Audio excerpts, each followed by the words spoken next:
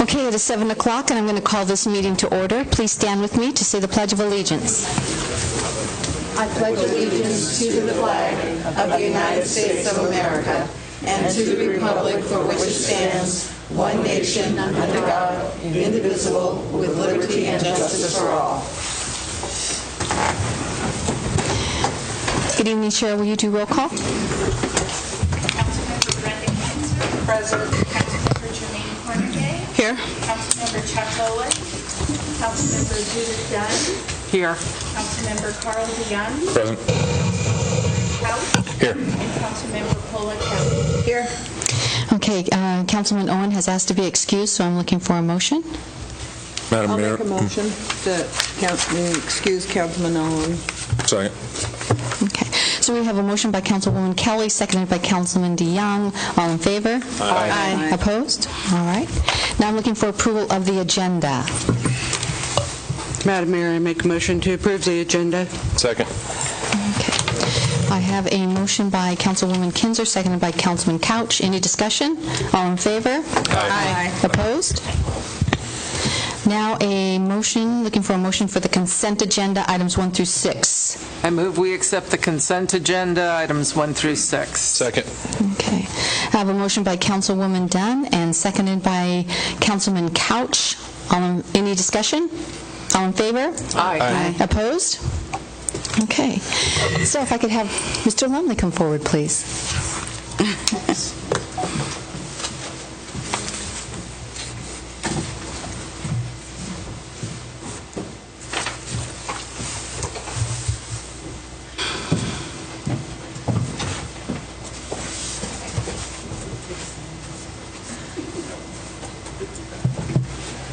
So tonight we have a very special presentation. We are honoring Rick Lumley for the 12 years that he has, through whatever kind of weather, through sleet, through snow, through rain, he has been doing the community sign, and he has done it without complaining. He's done it graciously. Oh, I complain. I'll attest to that, Anyway, this is a recognition because that's the dedication and a commitment and a lot of integrity. And we just thank you, Rick, for taking the time to do that. We actually have the sign here for you. It will forever be wherever you put that in the drawer. And I came through town and it was gone yesterday. It was. We took it down. Yeah. That's right. Anyway, Rick, thank you very much. You're welcome.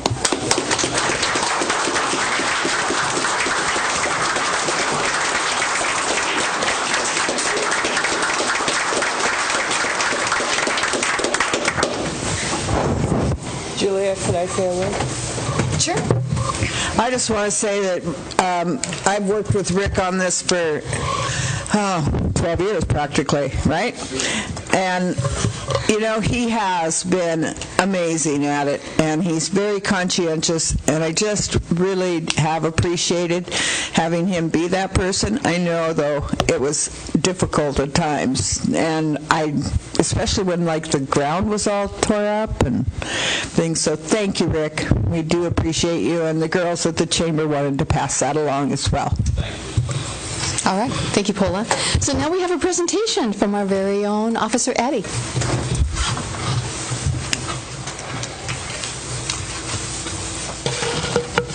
Good evening. I'm Officer Eddie with the Sedro-Woolley Police Department, and I'm the department's Commercial Vehicle Enforcement Officer. And I gave each one of you a copy of the slides if you need to follow along with it.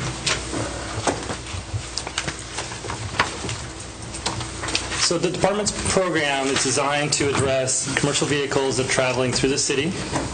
And we were looking at, mainly speaking, it's the large style semi-truck trailer type combination.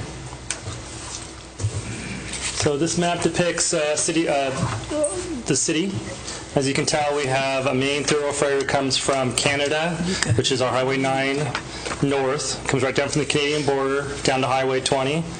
And what we've noticed is there's a lot of traffic that comes, commercial vehicle traffic that's coming southbound on Highway 9 with the intent of avoiding I-5 and the State Patrol's Bow Hill way station. Now, we know it's coming here to try and avoid it, at least a significant portion of it, because when I talk to the drivers, one, they're telling me, and two, we have southbound traffic, but not a lot of northbound traffic. So some of the complaints we get from the community include noise complaints. This is the compression brakes. I won't demonstrate the noise for it, but it's basically the loud ba-ba-ba you hear, and the windows kind of shaking and rattling when you're on North Township. That's a main complaint we get. We also get unsafe driving by commercial vehicles, which includes fast speeds, following too closely, unsecure loads, those kind of things where the community is called up and said, hey, we're worried about this.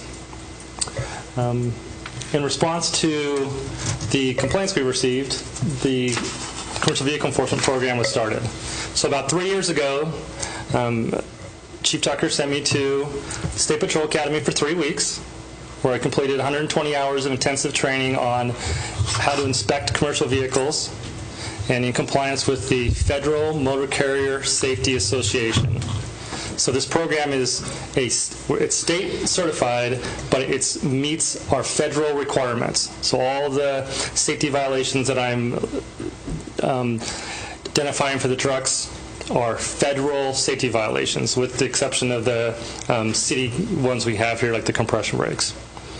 After I completed the 3-week program, I was required to do 3 months of basically field training, where I was with a State Patrol certified instructor. They took me out. I did 32 inspections. This is the detailed inspections where I went under the trucks, all through them. They take about 2 hours per inspection. After I completed 32 of them, I was considered to be certified myself. And to maintain my certification, I'm required to do at least 32 of the complex inspections each year, as well as doing 12 hours of continual training. Okay, I'm going to walk over to this slide because this is my favorite one. So if you look over here, you're seeing since 2016, we've done 481 traffic stops with trucks. 481 in 3 years. Of those 481, 167 were for trucks that had a violation. That means I observed some sort of traffic violation. Speeding, following too close, or an equipment violation, which caused me to stop them. As a result of those 481 stops, I found 561 safety violations. 94 traffic citations were issued, and 5 drivers were arrested. So you can see this chart here shows back in 2000, stand in front of it now, but 2017, I had, for every traffic stop, about 0.8 violations I observed. By 2019, it was 1.85 violations per traffic stop. So more than double. And I attribute that to, one, I'm getting better at this job. And two, working in partnership with the State Patrol. So as I've gone and done more of this, I've developed relationships with the State Patrol where I can call them if I need to, and maybe while I'm on site, or I have some times where I'll call up State Patrol and say I've got something complex, and they'll send one of their commercial vehicles officers over to the site. Wow. I have a question. Is that okay? Is it okay if I have a question I can ask right now while you're kind of on that topic? Yes, ma'am. So you said you consult with the Washington State Police.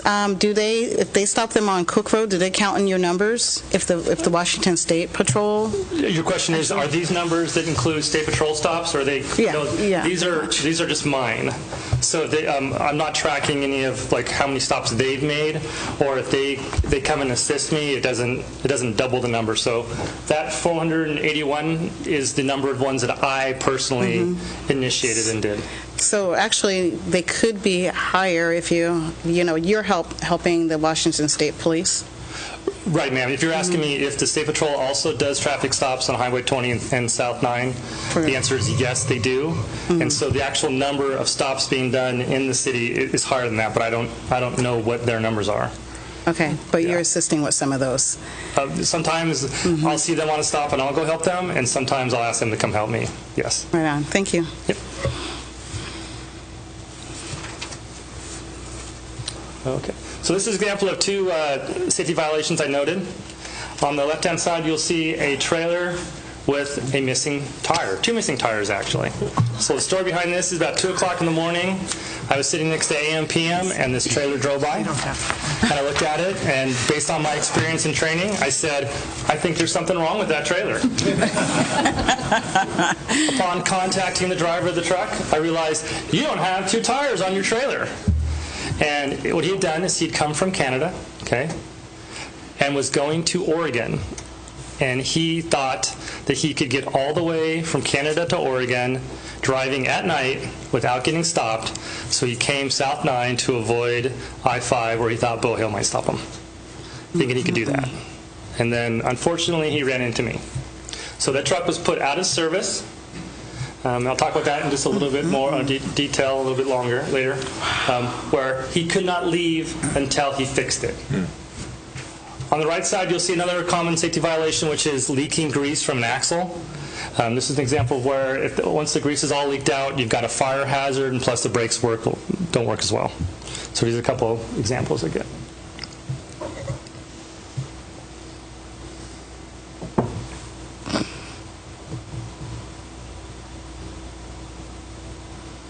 Okay, safety violations. On the left, we have a trailer where the frame was cracked. And on the right, we have 2 tires that are severely worn.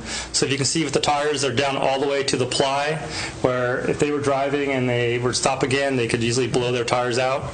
So you know how you're on I-5 and you look over and you see a bunch of tire stuff there in the middle? This is it. Okay, this is the precursor to that.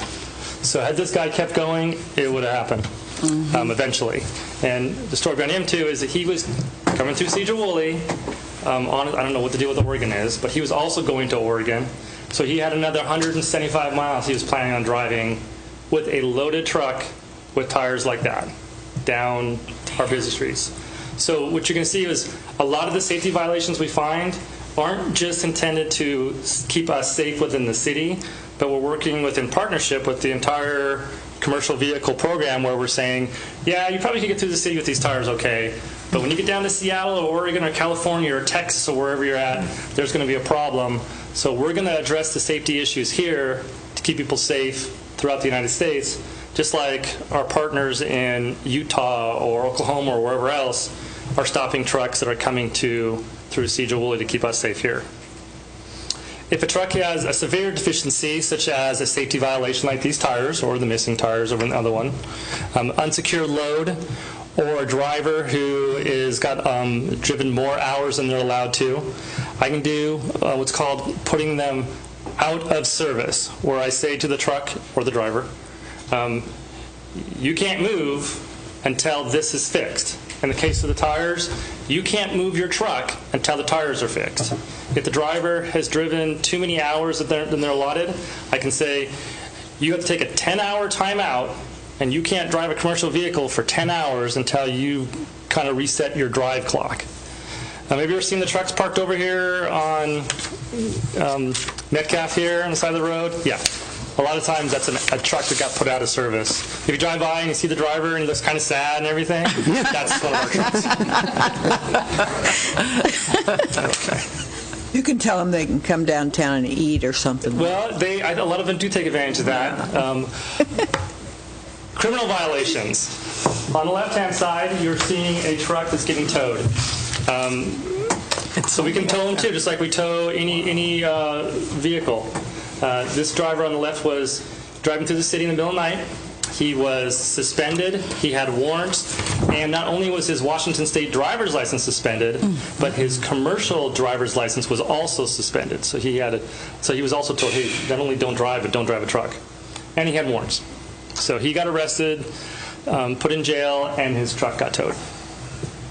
So, let me ask a question. Yes, ma'am. So in a case like that, what would have been the initial thing that tipped you off to pull him over?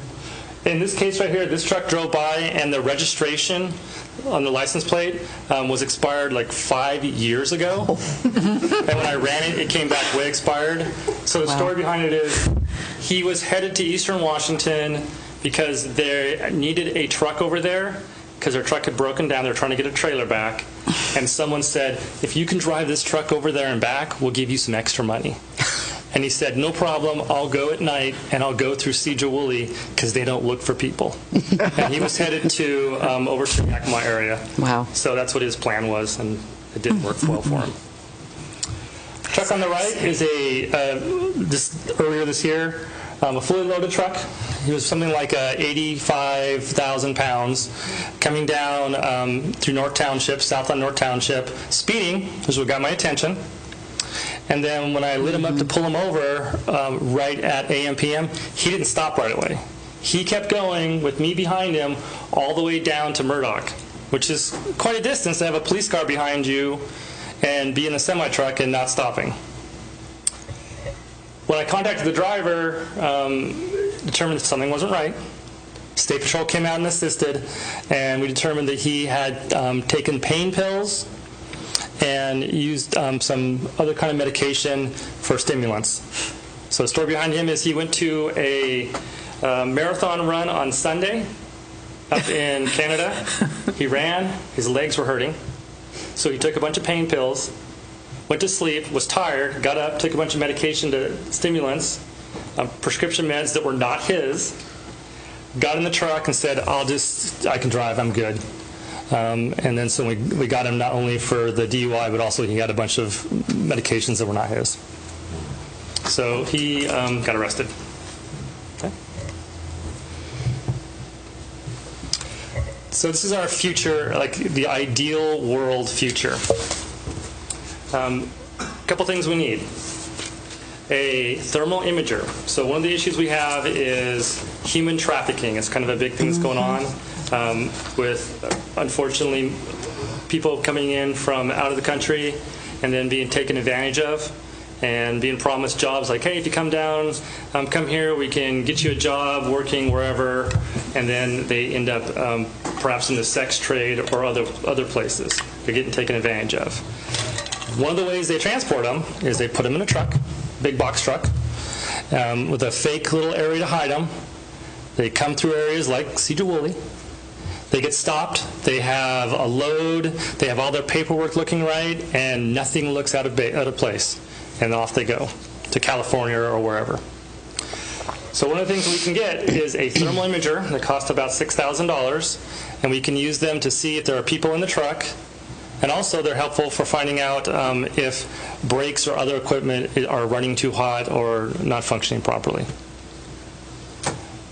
The other part would be when we're doing, we have a stop, we can, if we had a canine, we can have the canine come out and do a check of the truck for drugs. So we're looking not only for the human trafficking element, but also the drug part. A question. Yes, ma'am. So I'm curious about the federal grant that you've submitted for 2020, and I'm sure that's for the thermal imaging. Is that correct? The grant we submitted for 2020 does not include the thermal imager. Okay. It just includes $15,000 for basically designated time for me to go and do the inspections. Okay. And the idea behind that being that we initially had put in for the thermal imager and the money, and it didn't get approved in 19. So we're hoping that we can get in with a beginning in 2020 and then go from there. So it's helpful then that you have a record showing that you're making X amount of stops with X amount of violations, correct? Does Yes, that help? ma'am. Okay, curious. Absolutely. I'm just curious. Okay, Yeah, because thank it you. shows that, hey, look, we have a viable program, we're taking it seriously, that I'm meeting all the training requirements, and that we've been successful, but we still have a ways to go, as far as meaning that if we had more money, we could do more. Officer Eddie, Yes, ma'am. does that also mean that they are looking at it on a per capita basis? Because, being a small city like we are, obviously in Seattle that might happen in a month or a week or something. I don't know exactly what part of it is saying our size and how money to us is going to have a huge impact. Only having one officer designated, that money will have a bigger impact than perhaps Seattle, where they have down at the port they have 30 or 40 designated for that. But as far as what they're actually going to do to decide, I don't know. Okay, That was one of the things we but brought it is a forward. part of the consideration. Yeah, that's one of the things we brought forward was a small department. This is going to be a huge impact for us. Okay. And we'll put it together. We'll put to use right away. Good. Yeah. One more question. Oh, yeah, actually, the next slide says questions. Okay, great. So, curious, so you're doing this by yourself, right? I know you have backup if you make a call to Washington State Patrol or even to our officers, but would it be helpful to have a second individual another officer who would help you with this? I'm thinking along the lines, if there were human trafficking, it seems to me those are you don't know what kind of individuals they are. They could be violent individuals. Right. And if you're there alone. Now, I may start the contact based on the commercial vehicle aspect of a truck I'm stopping for a violation I saw, or because I want to stop the truck, so I can stop any commercial vehicle. So I want to. But if I find something that looks a little strange, just like now with the traffic stop, then I'm going to call for assistance, and either Sedro-Woolley officers will come, or perhaps State Patrol or county. So once I start finding something that looks out of ordinary, we call for other officers. All right, thank you. Yeah. And Mayor, can I add a little something to what Officer Eddie's saying here? He didn't really, I guess, make it clear early. He gets assigned this every once in a while for an overtime type shift. We bring him in specifically, but a lot of the stuff he's doing as part of his daily patrol duties. So when he is not getting sent to calls, getting sent to back the other officers on calls, he is actually taking his own initiative to just do this. It's not something that we're tasking him with. He needs a block of time to kind of set and do this. He's got to stop, get a corn dog at AM, PM, and then go watch for trucks going by. But really, he does a lot of this as he can, and the sergeants allow that. And Sergeant Harris started this last year, and Sergeant Eaton and Sergeant Sorsdahl also, they kind of plug him into the shift to go up to the scales a couple hours early and work, or he lets us know when he needs to get some hours in, or there's a good time for that, because a lot of this is about timing too. But he's going fishing for, I guess, a certain amount of the time. When he's not tied up on other calls, he's taking his own initiative to do this. And this has been a problem that we've had for a while. Our officers don't have the time to do that kind of going out. It's proactive traffic is what it's coming down to. He's proactively going after the problem. But I just want to make it clear, he does a lot of this on his own, and he sought a lot of this training and basically come to us and I have this available, this would help us, and not just the city, but as he was saying, our partners everywhere, State Patrol, county. And if you notice, the county, Burlington, Mount Vernon, Anacortes, none of them are as cool as we are. They don't have a commercial vehicle up, And I throw Jared in with us because he's on the city council, so he can kind of claim part of this win. But this is an outstanding thing for us. Yeah. And Officer Eddie's kind of our traffic guru. He's got so much more training and so much more exposure to our state patrol partners that he just works well in this position. It's the right person for the right program and the right time to do this is what we're getting at. And like I said, he only gets to do this part-time. When we talk a little bit later about our Prop 1 thing, that would be part of our thing to be thinking about, is to be able to devote more time for him to do this kind of stuff and less time of shagging calls, for lack of a better way of putting it. Thank you. Thank you. Any other questions or comments? Yes. I just, on behalf of my community in the area I live, you are the officer that gets the most thanks and accolades from our community, because living on North Township, we see you stopping cars, stopping the trucks that we know speed, and it's a lot of the neighbors are happy that something's finally being done. Mm-hmm. People say, well, boy, Officer Eddie, he had another commercial vehicle stopped, or, he had this truck stopped, and it's really helped. I mean, you're making an impact on something that I think there's a lot of officers find intimidating. Commercial vehicles are kind of this big unknown, and frankly, it's not fun to crawl under a greasy, nasty truck that's been rolling hundreds of thousands of miles down the road to do an inspection. So it's, thank you, appreciate it. I echo that. I also wanted to say because a neighbor of Jared's actually, calls me all the time. I'm sure you hear from him all the time. Not going to big brick house. Anyways, I haven't heard from him a lot lately, and that's been pretty cool. And I've been reporting to him whenever whenever I hear you guys' report. I always let him know that, hey, this is actually really happening, and he's noticing it too. And I also wanted to mention that the school kids actually use that road a lot. I used to walk up that hill all the time and see the trucks just flying down and think, what about these kids that are walking? Of course, with the sidewalks and the new fences, it really has helped with the guardrail and everything, but it's pretty scary. Even with the guardrail there, a truck can take that out, no problem. And so, thank you. I think I just saw you pulling someone over just 2 nights ago in front of the AMPM. Couple nights, 3 nights maybe, I saw a truck pull over right there. All right. Anyone else? All right. Thank you. Great presentation. Thank you. Very informative. Good stuff. Okay, now we will move on to staff reports. I found my Valley Herald name placard there. I'm going to drop it off. Actually, I'm just going to hold off until we get down to our... the Prop 1 presentation? Yeah, that's really all I had, other than we're still working on background checks for new hire people. Working hard on that. I've got the sergeant doing that pretty much full-time, trying to get us a new body, and we're out to February before we can get anybody into the police academy, so we're getting stretched pretty thin here. Right. Well, thank you. Okay. Chief Klinger.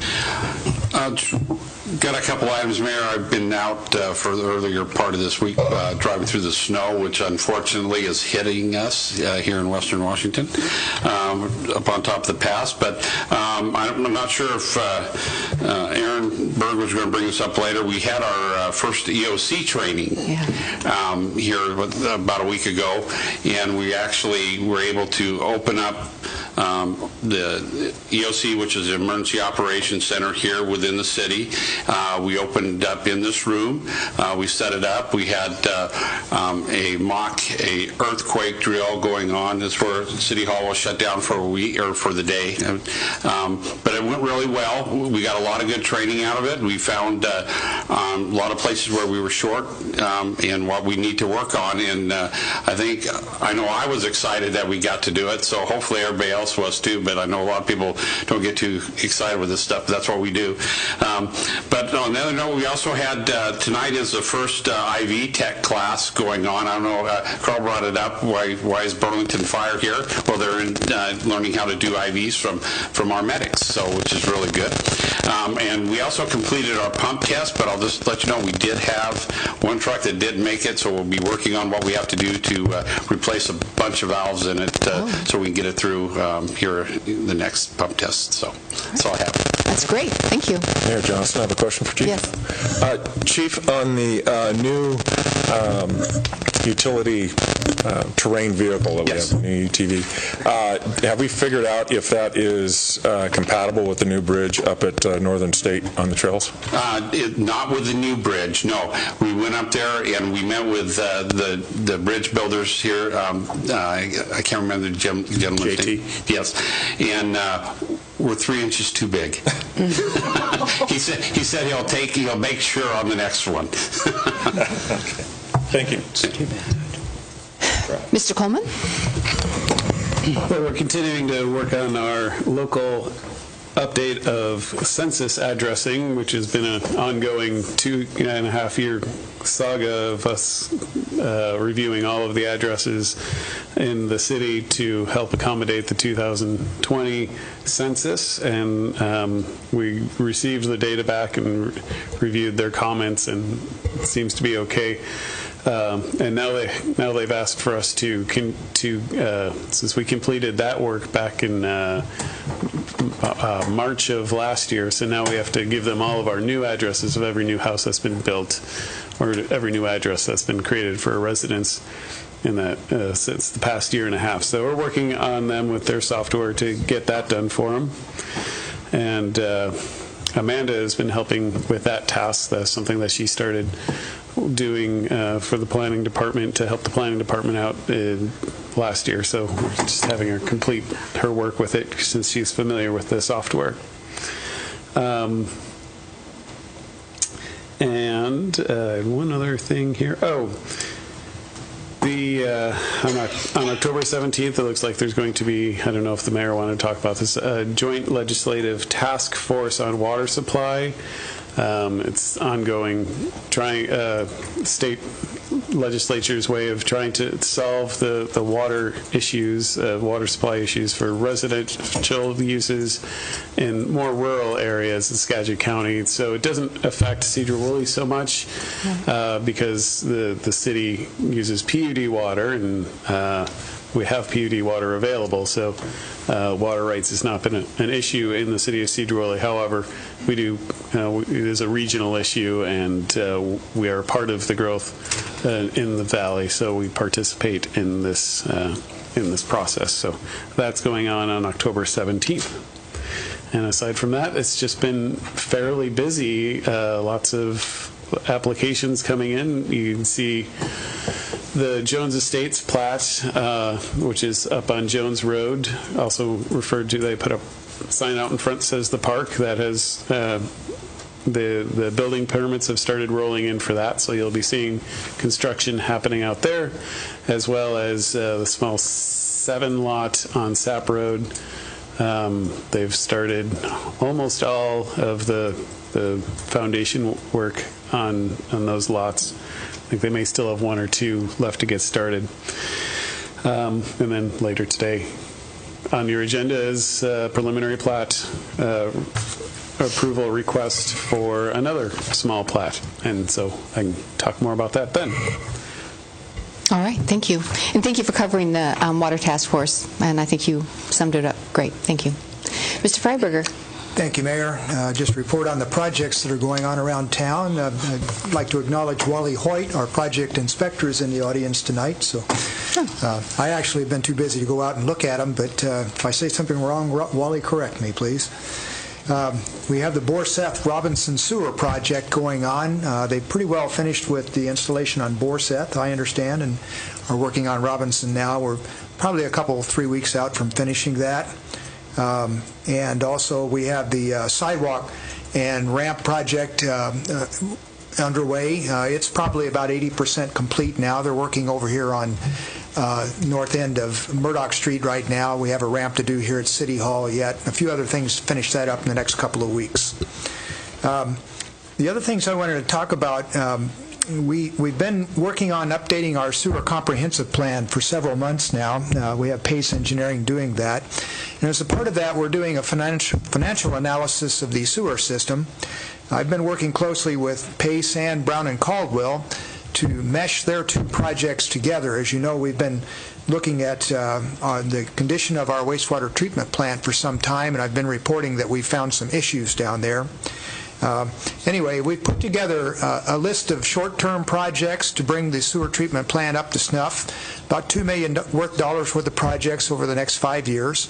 And then we've looked downstream with Brown and Caldwell's assistance as to how much capacity we have. That was the original intention for our capacity analysis.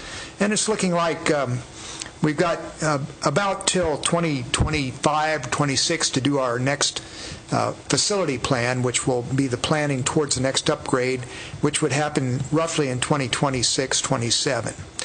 And we've also been able to put our hands around what kind of a project that's going to be, what processes we can retain from our existing plant, and what we'll need to improve or add to. And so we're looking at, in 2019 dollars, about a $13 million project. Once it inflates out to 2026 or 7, it's getting up to $18, $19 million. So that's on the horizon for the city. That's totally dependent on growth. We've been bringing on an average of about 60 new connections over the last few years. This year it's going to be about 81, it looks like, with the projects John's mentioned. The next 2 to 3 years, we're guessing we'll see about 75 a year as an average, and we're allowing that in our analysis.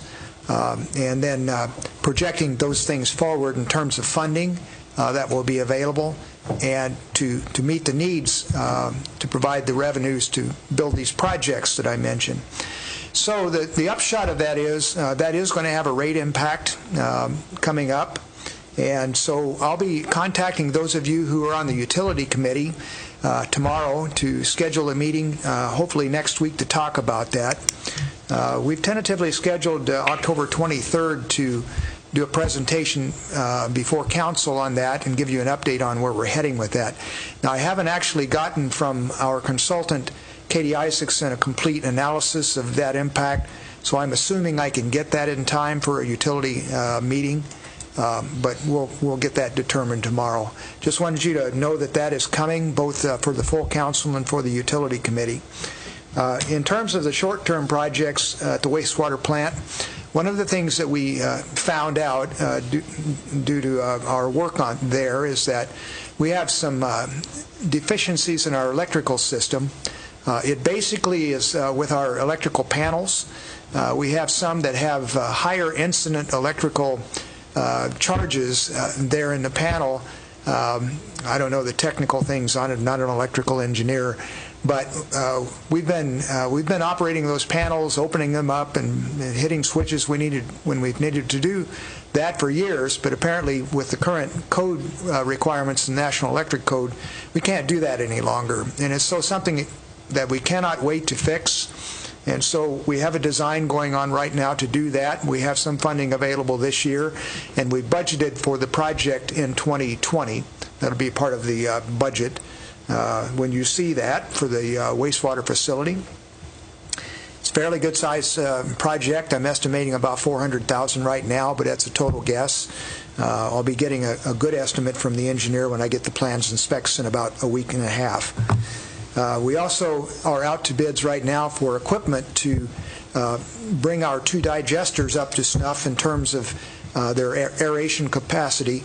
As I've told you, we fixed some airline leaks between our blowers and the digesters, and we also found in our studies that the diffusers, which are in the digesters itself where the air blows into the biosolids, are not working properly. We need to replace those every 5 to 7 years anyway, so we're taking the advantage of that cycle to upgrade those to a different style that'll better match our blower system. So you'll be seeing a report from me on that purchase, and then we're hoping to use our existing contract with Fisher Construction to install those. We hope to start on it this year, but we'll have to work around the capacity of the plant. It's a little more difficult to do things in those digesters in the wintertime due to the lower temperatures and the way we have to treat things. So I just wanted you to be aware of those things. Also, we had with our staff our annual meeting to prepare our public works operations crews in coordination with police and fire for snow and ice and flooding incidents, which start to become a risk this time of year. And as any of you have walked around in the last night know, it's starting to get down there in temperatures, and so we could see those things anytime.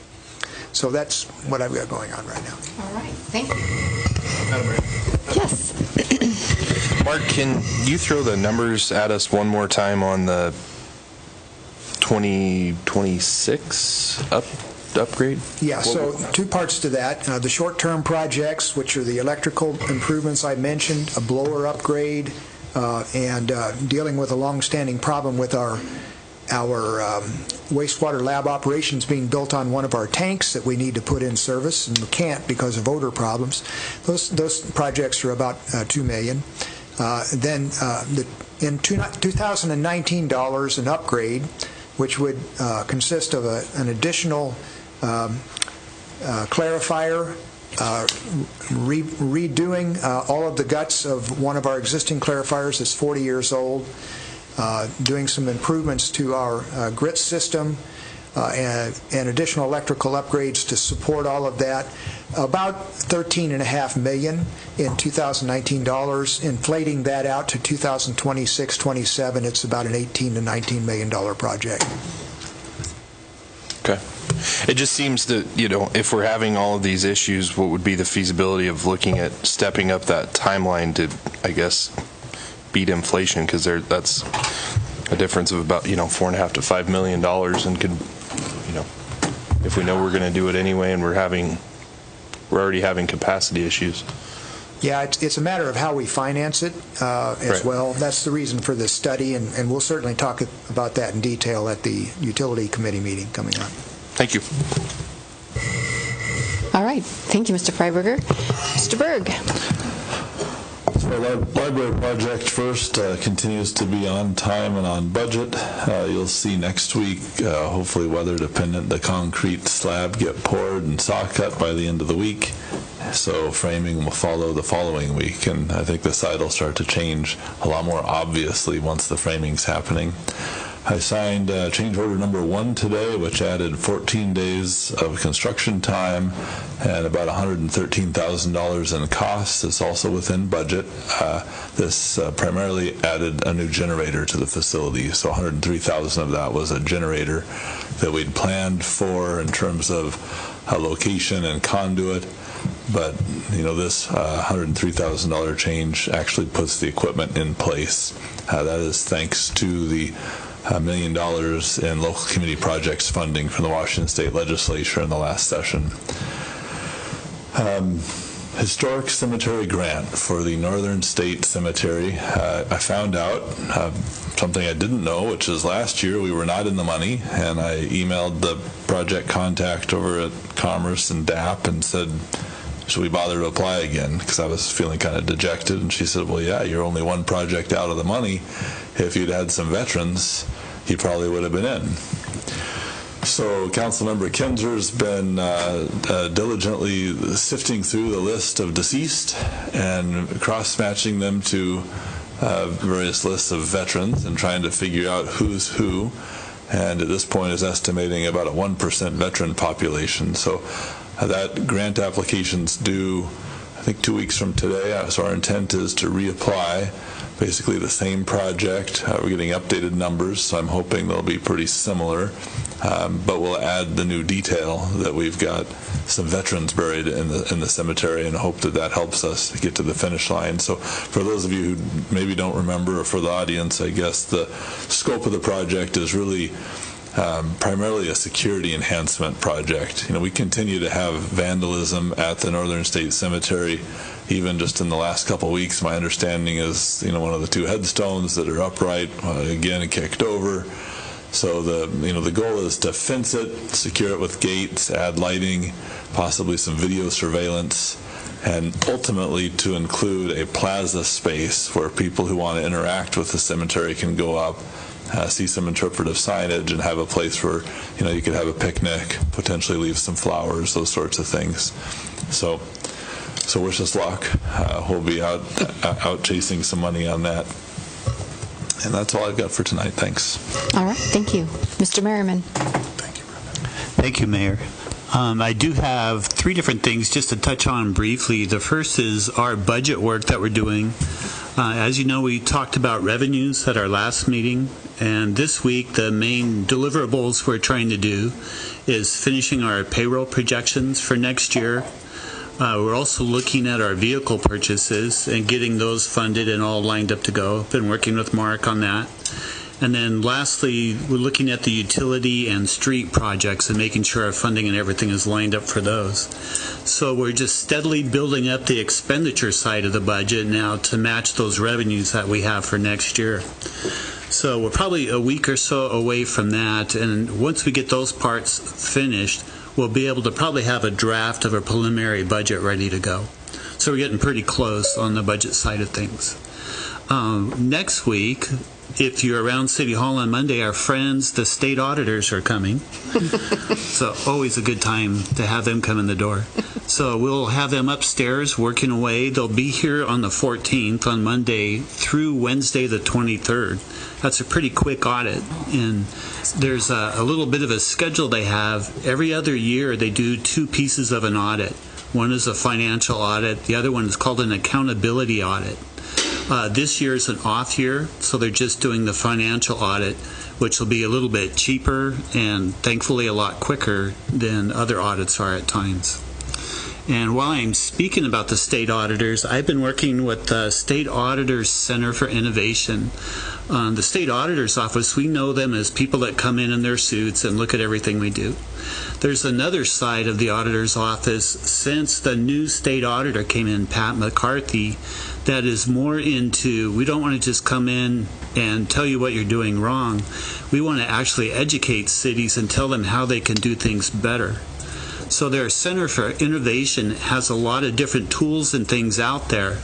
One of those that I'm talking to them about, it's called a financial intelligence tool. And people sometimes will ask me about what's the financial condition of the city, how are we looking? Well, the State Auditor's Office actually takes our audited reports, and they have a new website now that takes any city in the state and puts all their financial information out there in graphs and things that everybody can understand. And it will show a lot of stuff about Sedro-Woolley's financial condition. So I thought, what a great thing to tag in on our website. So I'm going to be working to develop with the auditors to have that linked to our financial page so people can click in and see some of those innovative tools and measurements that are out there. So I'm hoping to have that probably within the next couple of weeks. So I think that'll be just a helpful thing for our community to do. And that's it. That's great. Thank you. Yeah. Okay, Councilman Couch. Madam Mayor, nothing to report. All right. Councilwoman Cornegay. I just wanted to talk about the ribbon cutting that we were at for pretty much connecting Swift Center to the city. Dovetail Bridge, Aaron Berg and the mayor and I were there for Skagit Trail Builders and the port. So basically opening the Swift Center and their walkway. Now it's open to the public, as you know. I guess they have signs up there now, or they were getting them made. But yeah, that was just last week, and that was a lot of fun. That's all. Yeah, it was great to be there. Mm-hmm. Yeah, connecting the old and the new history. Yes. Yeah, thank you. Councilwoman Kinzer. I have nothing tonight. Okay. Councilman DeYoung. Yeah, just October 26th is drop your unused medications off all around town. Sedro-Woolley Rise is helping with that. Also, we have lots of volunteers at different spaces. Thank you, Mayor Johnson, for being a volunteer for that. So no questions asked. If you have medications that you longer need, please drop those off in the appropriate places. And I believe, Chief, we can do that here as well. And no questions asked. And then on a personal note, I'd just like to, my seatmate here, happy birthday to Councilmember Dunn. All right, thank you. Councilwoman Dunn. Nothing, thank you. Happy birthday. And Councilwoman Kelly. I just want to report that we had a great turnout of vendors today at the community center for a health and wellness fair. There was one of the things that was being given away was lock boxes for your medications, and so those are kind of neat. They were given away from the Sedro-Woolley Rise, and they had combination locks on them, and so you can put your medications in them and keep them safe from other people who shouldn't have them. I believe we'll do it again in the future. We're going to look at some changes to it just to make it, because when you have 24 vendors coming out but not a lot of public or employers, you want to make sure that their time is being used appropriately. But I didn't have any complaints from any of them, so I think they all enjoyed it. And I had one other thing. Oh, and Julia, I just wanted to say to you, best wishes to your mom. I hope she recovers quickly. Thank you. I appreciate that. Okay, I just have a couple things on the agenda. This first one is Tuesday, the 16th, from 3 to 7. The Homeless Forum is going to be happening at McIntyre Hall, and at about 5:45, 5:55, sometime in there will be a panel. It'll be made up of the mayors of the county and kind of some open discussion. So if you're interested in that, 3 to 7 on the 16th. The other thing that I would like to, I'm sure that the council members have already read it, but I would like to just make mention of it to the public. I have in your packet, it's actually a letter that was sent to us from the Washington Finance Officers Association regarding Mr. Merriman, and I'll just read a portion of it here. It says, the Washington Finance Officers Association and I would like to inform you that Doug Merriman has earned the Professional Finance Officers Award for the state of Washington from the State of the Finance Officers Association. Doug is committed to achieving educational and professional excellence as acknowledged in the receipt of this award for 26 years. So he's been doing this for 26 years, and he does a great job for us. We're very fortunate to have him, and I just wanted to point that out. Yeah.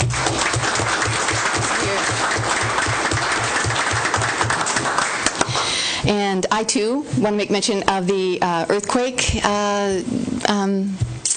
trial run that we did, and it was actually pretty amazing. As Chief Klinger said, we found holes. We had done a tabletop, that we had it all together, actually put it into practice, and we realized, no, we still have a few things to do, but we're doing whatever we can to be prepared as a city so that if, and I hope not, something should happen, we can be there for you. So moving on, I am going to open it up for public comment. It is now 7:50. And I just want to make mention that if you're here to talk about Proposition 1, either for or against, I'm going to request that maybe you just hold off and wait until we talk about Proposition 1, because I will give the public the opportunity to stand up and give any kind of comment that you would like for or against it. So right now it's just public comment, and if anybody's interested in doing that, please come forward. Remember to give your name and your address and try to keep it to 3 minutes. Anyone? Okay, 7:51, I am closing public comment. We are moving on. On to our unfinished business, which is the wheeled all-terrain vehicles. This is our second reading, and it will be ordinance 1937-19. And what we are looking for here is a choice between either making it legal for municipal vehicles, allowing, let's see, a motion to approve the attached ordinance allowing city-owned WATV or ORV to operate in the city, or a motion to approve them and allowing it to be legal for all others to use their ATVs on the street or drive their ATVs on the street. So, second reading, any thoughts, discussions, council? I have some questions for probably Chief Tucker can answer them. So, what is an approved, legally authorized? There's a lot of different types of those kind of vehicles, and they'd have to go through a process with the state to get their tags and all that. I'm envisioning you're going to have your typical four-wheelers, the single seat, and then the side-by-sides and those things that look like the fire rig that Dean got.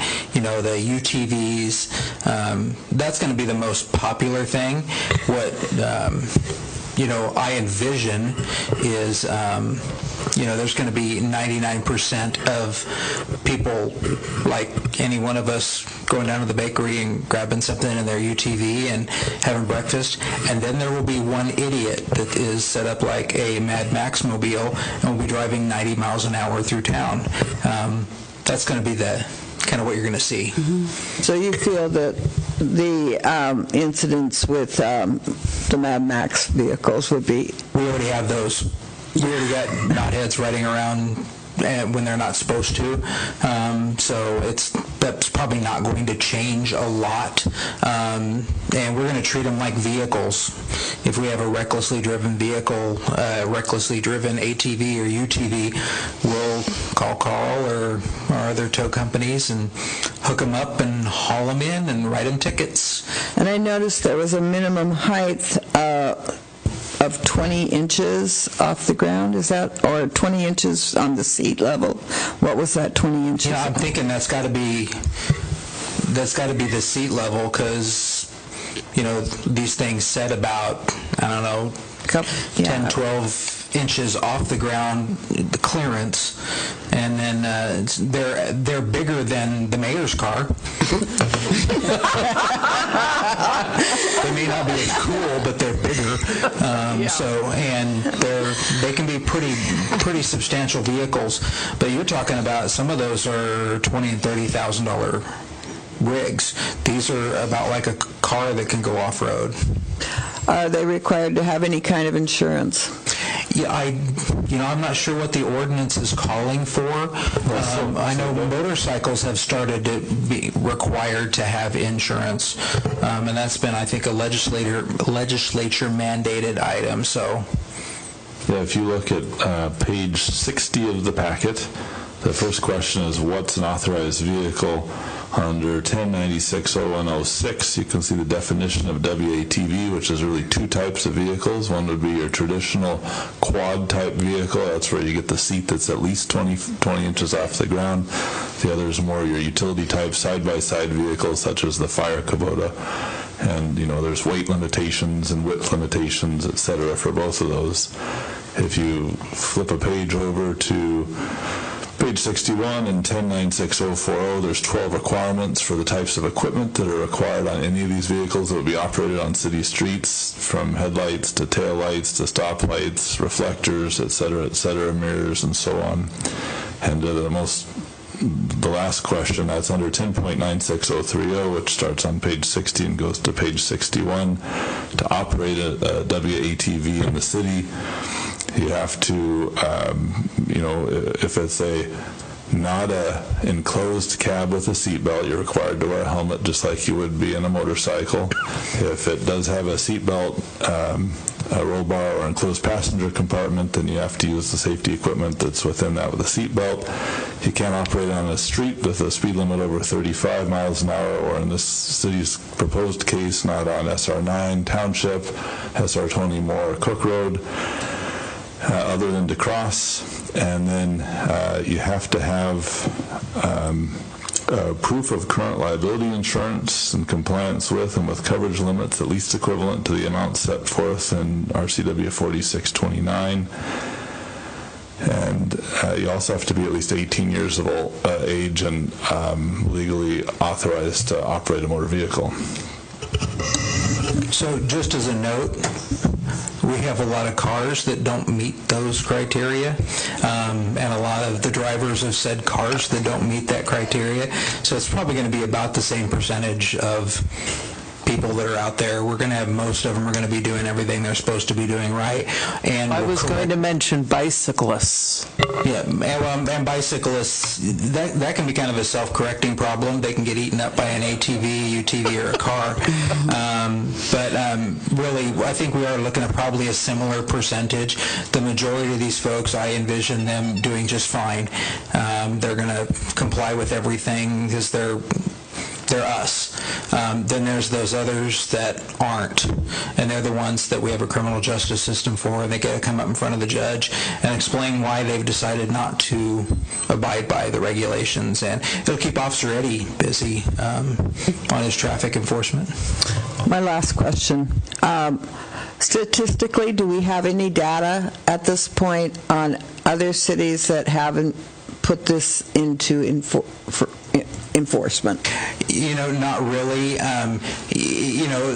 Anecdotally, you can look at other places that do this. I mean, if you go anywhere in, say, Utah, I swear that everybody's mandated to own an ATV or a UTV. They're everywhere, and it doesn't seem to be, the nightmarish conditions that people envision. I live in Clear Lake, and they rocket up and down the road all the time in there, and there's, but it's, typically people going from one property to another that's not really outside the realm of reasonable. So what we're going to be looking at is reasonable and necessary. What they're doing reasonable and necessary to, according to the statute and what they're doing. We're going to be doing a lot of probably education stops on people early on, and then you start taking a harder line on violations and stuff like that. We're going to have some people that are going to be chronic violators. we already have that with cars, and we already have people with ATVs now that are doing that. So it's not going to change a whole lot. And it's one more burden of another class of vehicle going up and down the road. Thank you.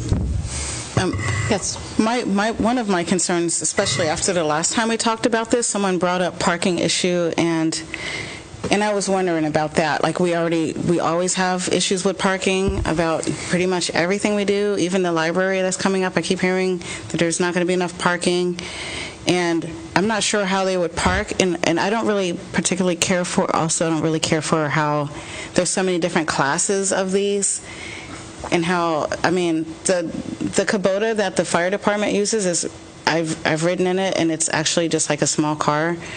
But I kind of feel like there's a little bit of a gray area there when it comes to the classes. Also, like you mentioned before, just keeping you guys really busy. I personally would like to see the city use them, but I don't know about the general public at this point myself. Yeah, well, honestly, I keep joking about I need a couple of them, one a police chief side-by-side one, so I could drive around with Dean. But honestly, we could use something like that, but it's very limited utility for us. We pretty much, if we had an officer that was assigned to ride in and have an ATV or a UTV, they really couldn't do anything else but do whatever task that we had for that. They couldn't be stopping cars. They couldn't be driving out on the highway, reasonably and safely. And we couldn't have them transporting prisoners. We'd have to take them out of normal service and devote them to. So for most of what I think the city does, and I couldn't speak to Mark's department or any other departments, Dean has some special needs that will be fulfilled by their Kubota. But the reality of this is it's kind of an interesting toy. And when you're talking about parking, I could just envision Dean loading up the grandkids on a Sunday morning and driving down to the bakery for breakfast. That's what I would expect, and that's, I think, what we're all hoping for. Right. But that's that particular type of Kubota, but for a four-wheeler, like I said, that's a different, that would be basically one passenger per, a family of four. A family of four that would normally get into one car, if they wanted to go into town and have fun or whatever, that's 4 vehicles now. And so I'm just wondering, like, how that would play in, like that, I'm sure you won't see 4 or 5 of them parked in front of one of the bars at 2 o'clock in the morning after closing hours. I'm sure that won't happen, and nothing bad will come of that. But there's no way of telling. We worry a lot about the world coming to an end for some of these things. It will cause some level of burdens, and it will be. We actually had some folks in the Woolley Market asking when they first opened up. One of them said, "My car broke down. I have an ATV. Why can't I drive my ATV to work?" And I'm like, "Because it's illegal." That's the only real reason. Those are the kind of people we're going to appreciate on the streets. They're the ones that are going to keep frequenting businesses. They're the ones that aren't going to cause us an issue. The other ones, they're probably already causing us issues in other areas. Just added ATV to the mix. And then I might own one anyway if we seize 1 or 2 of them and they can't get them out of hock. So, there's a lot of things that we really can't foresee. It's hard to tell. Each community is a little bit different.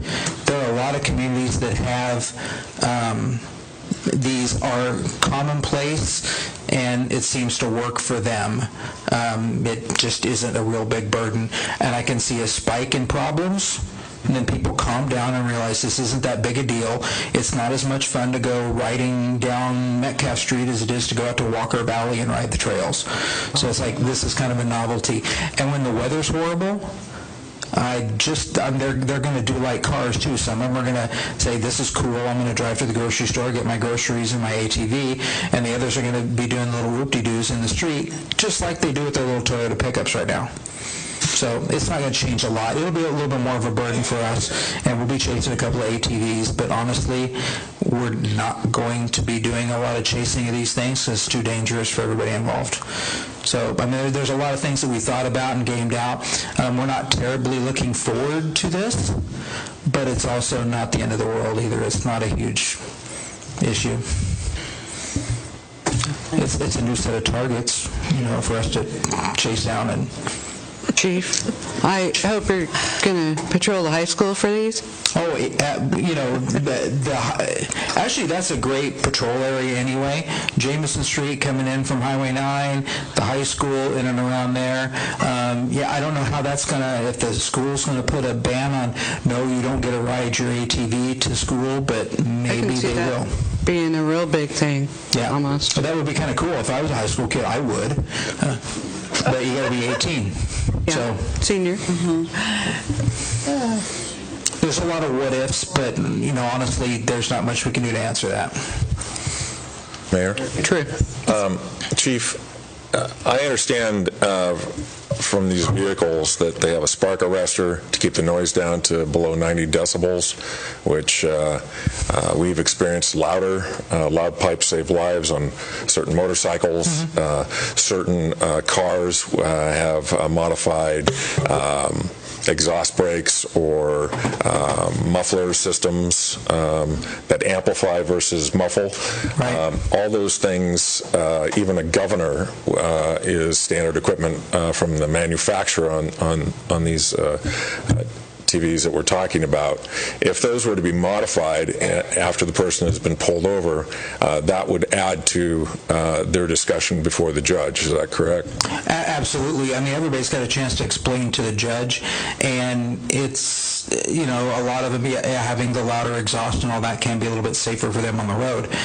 But also there's a part of our noise ordinance, an unnecessary, exhaust noise, the revving, you can have a loud exhaust, but you can't sit there and rev your engine. You can have a horn, you can honk it, but you can't unnecessarily honk it. You can have music playing, but you can't have it so loud that it disturbs the peace. And we would kind of look at it from that angle. If somebody is trying really hard to be annoying and offensive, there's really good tools that we can use to get them in here and explain themselves to the judge for that reason. Right. And then a follow-up, I don't know if this is for Chief or for Aaron, but it's my understanding that the state law changed a couple years ago to allow these vehicles, if they meet those criteria, to use the highways that don't come into the municipalities, and that there might be this jigsaw or Byzantine network of where folks can drive through with their UTVs, but might have to go through town and not realize that they're non-compliant. This seems to me to bring continuity to get people out to the recreational areas. Also, what's very appealing to me is my discussions with farmers and other ag businesses here that use them as the new farm truck. And of course, there's exclusions for those as they escort implements, etc., from field to field. But it did make sense to me that if someone was finished with their escorting, that they wouldn't drive back to the farm to get a truck to come back to town to do whatever shopping or use or enjoy a restaurant here, but they could just use the escort vehicle, which in this case would be a UTV. So I'm just wondering about that jigsawness of what happens. Does someone have to park it on the boundary of the city boundary and then walk into town or get another vehicle? And maybe you can help me with that, Aaron. My understanding is that the legislature modified the definition of ATVs and UTVs under the new WATV, wheeled all-terrain vehicle definition, and then specifically authorized local governments to allow them, including on state highways that are under 35 miles an hour within their jurisdictions. So I don't think in our, let's have a hypothetical, Lyman has authorized these. Let's say you authorize them. I do not believe you could drive from Lyman to Sedro-Woolley because Skagit County has not authorized their use. And we see this in our neighbor to the south, where in Snohomish County, Stanwood and Monroe and Snohomish and Gold Bar and Sultan, and there's a whole slew, have authorized WATV, and the county then applying, your concern, recently authorized some connecting roadways between those communities so people could in fact travel from community to community, but without the county's authorization of the use of, in their case, I believe, state highways under 35 miles an hour and some county roads, it wouldn't work. Thank you. Okay, if there are no more questions, this is the second reading. What is the council's pleasure? Mayor, I'd like to make a motion to approve the attached ordinance allowing city-owned WATV/ORVs to operate on our city streets and to pass on doing the other authorized vehicles until we see a little bit more data on it as far as what that looks like. I second. Okay, so I have a motion by Councilwoman Kelly to authorize only the municipal vehicles. Madam Mayor? 1937. I'm sorry? Yeah, I would like to move to table for a third Well, we have a motion on the table. parliamentary inquiry. Is a motion to table in order? Thank you.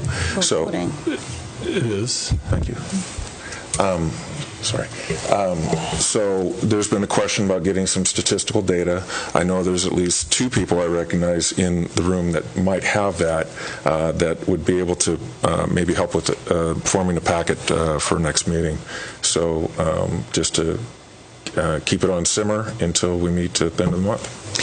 But a motion to table does require a second. Yes. And is voted on by the council. So is there a second to table the motion? Second.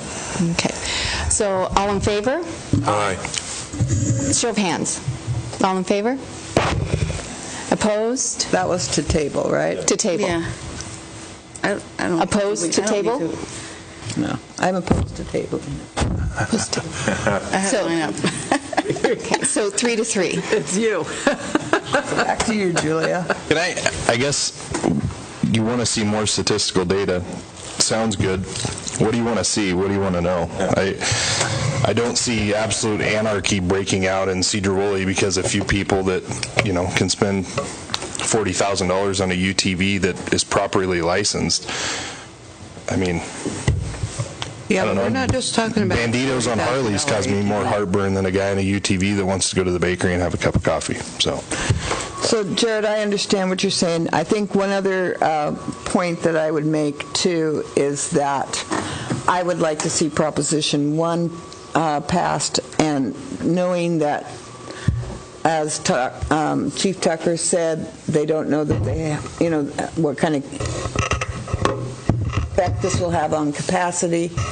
I think that, pushing that part of it out until after November would be a benefit to the city. I don't see any benefit in postponing approving the city-owned vehicle. What kind of data are we looking to get collected, and who are we going to get it from? You could call Lyman, and they're going to tell you it's been a success. I don't know if Snohomish is going to be able to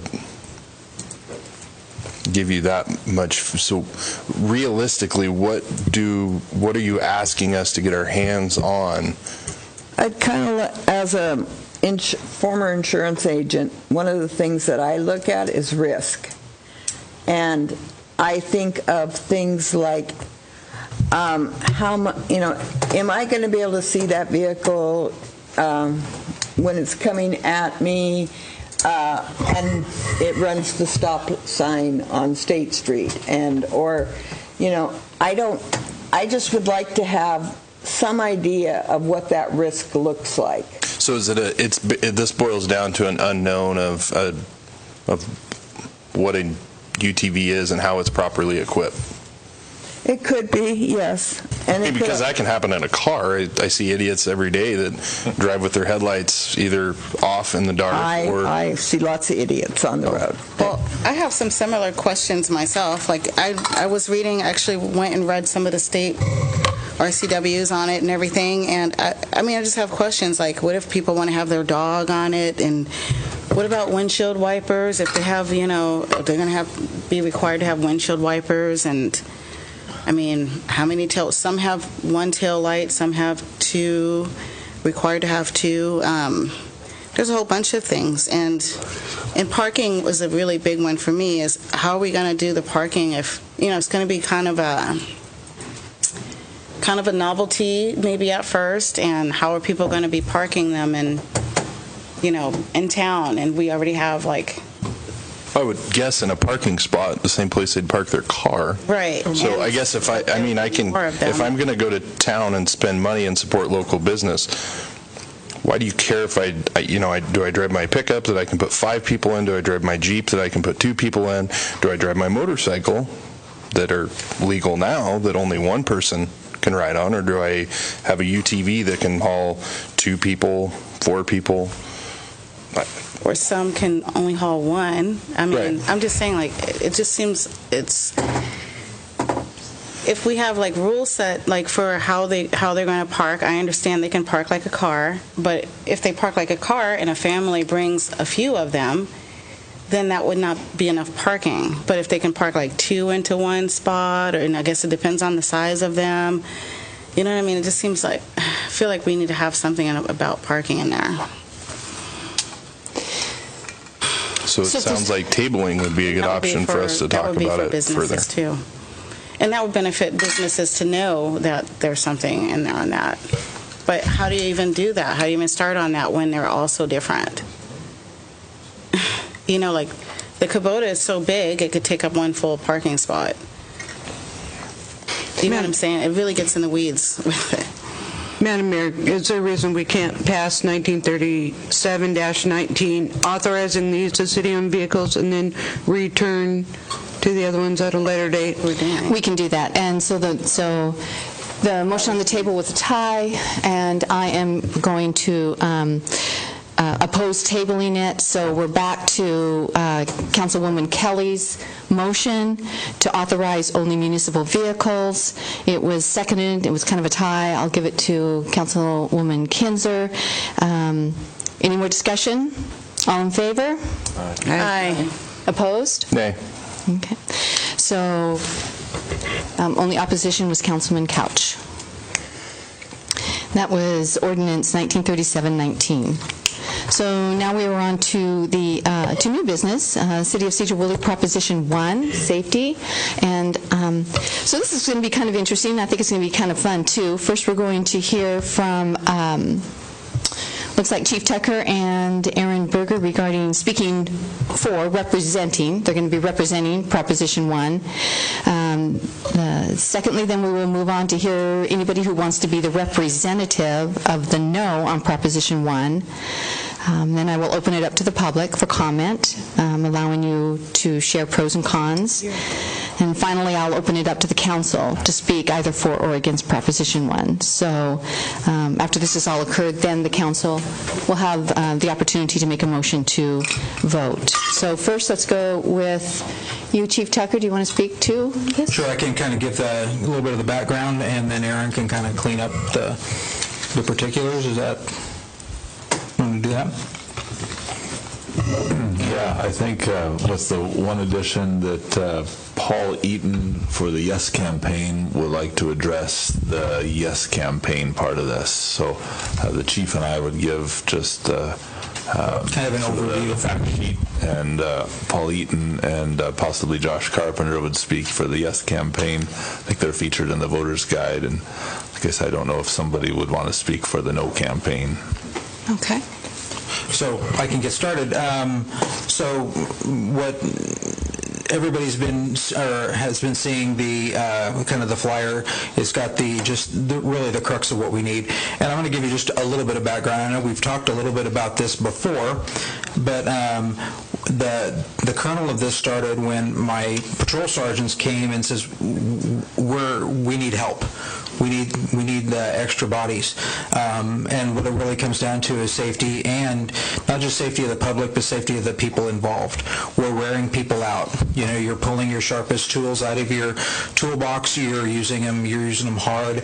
You're calling them in early. You're keeping them late, and they are our most valuable assets. They are the hardest to replace and the most valuable. For lack of a better term, the most valuable things that we own as a police department are our people. And we're just wearing them out. We're stretching them thin. We're calling them in early. We're keeping them late. That's going to be somewhat inherent. But when we're calling them in on their days off and all that, it's just wearing them out. So the sergeants, who are the ones that are responsible for doing the scheduling, and Dan, when he was a sergeant, they got together and started putting together some numbers and some data that would kind of say, here's exactly what we need and what we would like to see just to kind of alleviate this problem. And as you can see on the little voter guide there, we have the 3 full-time officers that we're requesting 3 full-time officers. And the thing that's going to really assist with is what you saw earlier with Officer Eddie. Eddie does this traffic thing part-time, but I think every one of you have brought traffic complaints to me at one time or another, except for Jared. And he's helped on traffic complaints, so I think that still counts. But we've got, I think I've told you, over 50 locations in town that are we've had traffic complaints on of one type or another. And that's over the years. That's been since I was new here. So it's an ongoing, continual process. And I look at traffic patrol and what Officer Eddie is doing is a proactive approach to crime fighting and for problem solving. They're going out, finding the problem, identifying the problem, and finding ways of solving it. Having more officers that we can actually pull into the mix is just going to give us a better set of tools. And I've asked this pretty much every time I've talked about what we have going on and how many officers we have on shift. And we got up, I think when the mayor and I were talking to the city at the senior center, asked that group how many officers they thought we had on shift at any one time, and someone said 25. Well, apparently she didn't listen to the beginning of that speech, because I said we only have 17 of us. But the impression is that we've got a lot of people out there doing a lot of work. Well, we've got a few people doing a lot of work. We have a whole lot of people doing way too much work, and they're running from call to call to call. When we start looking at the numbers of traffic stops and tickets, and we're not talking about tickets so we can generate money, which is usually the popular belief, is that we're sitting here wringing our hands, very excited about writing a speeding ticket. We don't do that for money generation. I think we budget a small amount of money into our overall budget for that. It's correcting problems and I guess correcting behavior. So we're wearing people out. We are not able to do some of those proactive projects. We have to assign people specific traffic tasking. We can't just say, go do this as you have time, because they don't have time. And we really, most of the time, we only have 2 officers on shift. Well, at 4 o'clock in the morning, that's usually okay. But 2 officers on shift plus a sergeant to kind of take care of sergeant duties and to back them is not really okay at 4 o'clock in the afternoon, which is what we're experiencing when some of us are going home at about that time. We're getting our swing shift on, and we're just, people aren't able to do their jobs. So a sergeant is covering patrol shifts. Let's see, I think I've got it figured out. I looked at our schedule. I'm covering 3 patrol shifts as the backup officer this month. I'm coming in at 6 to cover the only officer that's on. Lieutenant McElwraith, he's covering 4 of those shifts. Sergeant Harris is covering 13 of those shifts. And we have a Detective Hannawalt who's coming in at 6 a.m. to be the second officer on that day shift. So all 4 of us are kind of the backup for the day shift, and that means that we don't get to do our jobs until other people come in, and I don't have to be the backup patrolman when Dan comes on and when Jason comes on and when Detective Hannawalt comes on. So we don't get to do our roles. And the officer that is on has to shag all of the hard calls, because they know that we're going to be doing something else. We're going to be doing more of supervisor-type stuff, like we're a sergeant on shift. So we're all coloring outside the lines of what we should be doing, and we all don't do as well if we're trying to do two or three different jobs. I am not a chief when I'm a patrol officer. Dan is not a lieutenant when he's a patrol officer. We still have to juggle those balls, but we don't get to do that job. And it's actually kind of fun to do that every once in a while, but it is not accomplishing the mission that is set forth for us, is to make the city safer and a better place. We are patching holes where we see them. We're filling gaps that we have. So, and once again, we're just wearing folks out. This whole getting up at 6 o'clock in the morning is ridiculous anyway, just to let you know. And this isn't something that's real easy to, we're not a real easy group to replace. Some people say, well, just, we'll get you the authorization to hire an officer, hire a new officer. It takes us 6 months to get a decent hire, and we went through 23 applicants. We found one so far that we're willing to take, and the rest of them have failed in some regard at a background check. Not that, man, we don't like you, but they've failed in some way, or they've gotten picked up by another agency. And it takes us 2 years when we finally decide to hire that officer to actually get them out of the police academy. They're no longer a baby police officer, they're more of a toddler police officer, and then they become a little bit more advanced. And it takes about 2 years from the time we start until they're ready to handle most things, and they still need some level of support. And so we got a 2-year time frame of a very expensive commodity, one of our people, and as soon as I guess it's almost like throwing them in a pot of hot water. Those of us that have been around a while, we realize that, yeah, we're going to work overtime, we're going to get held over, we're going to get called early. But you bring in a brand new person and say, you're getting thrown in this pot of boiling water. A lot of them say, no, I'm not. I don't want to do this. And we can kind of drive away the help that we desperately need. So adding 3 officers is the first item on that list. It will give us a little bit of breathing room for our patrol officers. The second thing on there is the school resource officer. I'm not going to go real in depth with that, but this is a gimme. This is a no, lack of a better term, a no-brainer. Putting a school resource officer on that the school district pays essentially 3/4 of, and we pay 1/4 of in a complicated accounting scheme. But we get an officer that is in the school district and isn't just one of us going down there, taking a report, and then coming back. It is a person that is integrated into the school district, a full partner with the school district, and isn't just a security guard either. If we wanted to have a secure school, we need to hire probably 12 security guards and then park a tank or a really cool Kubota in front of each one of the schools, and they would be a security guard. And that still wouldn't get us what we would get with an SRO. An SRO is going to be somebody that is in the classrooms, talking to the kids, working with the kids, spending time with them, learning who's who in the zoo, and then finding the problems before they happen. So we are not going down and arresting a kid that's threatening the school. Maybe we find out that this kid's having problems and we can take some action before we end up having to go and arrest this kid. We do not like arresting children. That is not a good thing. We don't mind doing it when it's necessary, but it doesn't seem to be a good use of our resources, or it's good for the kids. It just doesn't seem right. So a school resource officer would be like this with the school district, not just an add-on. And that's what the whole school resource officer is, and it would be a backup to us. In a crisis, they would be our frontline person at a crisis at the school, and they would be a backup in a major crisis outside of town.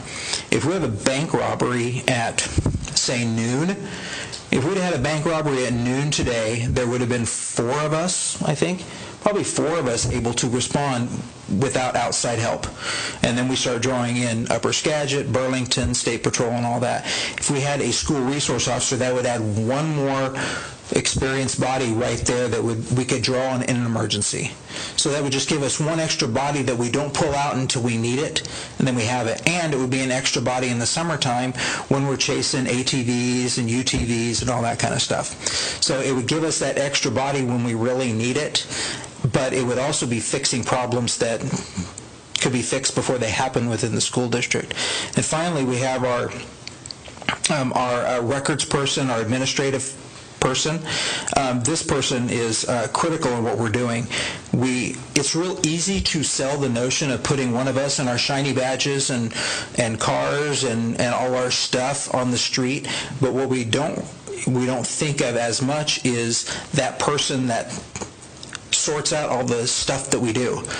We have people coming in wanting copies of our reports. We are the only jurisdiction, outside of a couple of the tribes that have the body-worn cameras all the time. People want copies of our video. We're actually we do a little bit of double duty with the records caretaker for the courts, for our own court, and we forward all the records to our prosecutor's office. They manage several thousand pieces of evidence. We have an evidence garage across the street that they have to manage, and we have an evidence room here. And that's one of the highest liability areas that a police department can have, is an evidence room. Thank God we don't have a jail, because that is the highest thing. The next is, one of the top three is the evidence room. So we'd have somebody that can help manage that, help manage the incoming records requests, and we've had an additional burden put upon us by some of these citizen initiatives that have come up over the last couple of years, some of the gun law things that really don't. Some of them add some level of security and safety, but what they do is they really add a burden onto what we do. Our record staff, some of these new laws on some emergency protection orders have added a burden on our record staff that they've got to process all this paperwork. And if we have more officers, we generate more paperwork, we do more stuff, and we just need more bodies. And just like the officers, we have a records supervisor, Sergeant Blunt. We have a records clerk, Ariel Wesson, she's in the crowd. We have another records clerk, Joanna, she's here. And then our other person is a part-timer, Lisa Pearson. And what we're looking at is making that Lisa Pearson a full-time instead of a part-time. So that's actually a pretty easy stretch for this as well. So we're not asking for a huge amount. We could... if we really started looking at the numbers and looking at the needs, we could tell you exactly, and I think we've talked about this in a work session before, we could really use this. But what we realize is what's really doable and what is workable and what we can actually support is getting what we're asking for here. We're not asking for, anything that's extravagant. We're actually asking to get a little bit closer to some of our neighbors who have demonstrated these kind of needs themselves and gotten what they've got the 26 officers that they need in other agencies that we could probably support by our numbers, but we really couldn't because we couldn't support that, internally. So what we're asking for on here is kind of what we really need right now. This is an immediate need. This is an immediate need that we're going to have a hard time filling, just trying to find the bodies. If I could steal one of Jared's guys, I know he'd hate to see us do that. I'd do it in a minute. And he's giving me a look like, you need to shut up now. But this is our immediate need. So I'm going to turn it over to Aaron and see if he wants to clean up any of that. Well, I would just add a couple things. One, you referred to a complicated accounting scheme. Doug and I might prefer a fair formula.